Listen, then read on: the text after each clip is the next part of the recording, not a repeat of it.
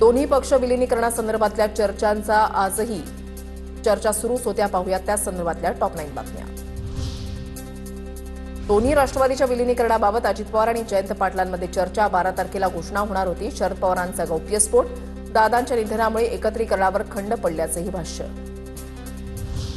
दोन्ही राष्ट्रवादीच्या विलीनीकरणाबाबतच्या बैठकीचा जुना व्हिडिओ TV9 मराठीच्या हाती. 17 जानेवारीला शरद पवार आणि अजित पवारांची झाली होती चर्चा.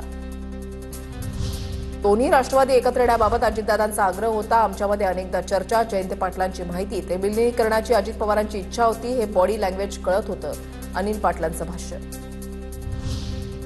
17 जानेवारीला अनौपचारिक बैठक झाली.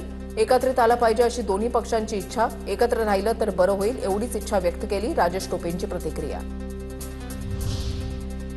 सुनेत्रा पवारांच्या उपमुख्यमंत्री पदाच्या शपथविधी आधीच 2 राष्ट्रवादीमधला सुप्त संघर्ष उघड. तटकरे आणि पटेलांनी शरद पवारांना सर्व चर्चांपासून दूर ठेवल्याचं स्पष्ट. अजित पवार असताना विलीनीकरण शक्य होतं. दोन्ही राष्ट्रवादीच्या विलीनीकरणाच्या चर्चांवर संजय राऊतांची प्रतिक्रिया. राज्य शपथविधीबाबत कुणालाच माहिती नाही. शरद पवार म्हणाले ते योग्यच आहे असंही केलं वक्तव्य. राष्ट्रवादीच्या विलीनीकरणाबाबत आता उपमुख्यमंत्री आणि इतर वरिष्ठ निर्णय घेतील. छगन भुजबळांची प्रतिक्रिया. निर्णयाचा चेंडू आता सुनेत्रा पवारांच्या कोर्टात. दोन्ही राष्ट्रवादी एकत्र येत असतील तर शरद पवारांना सुनेत्रा पवारांच्या शपथविधीसाठी आमंत्रण दिलं असतं.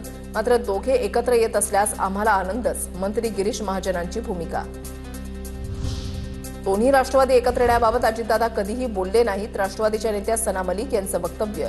राष्ट्रवादीचे वरिष्ठ नेते एकत्र बसून याबाबत निर्णय घेतील असंही वक्तव्य.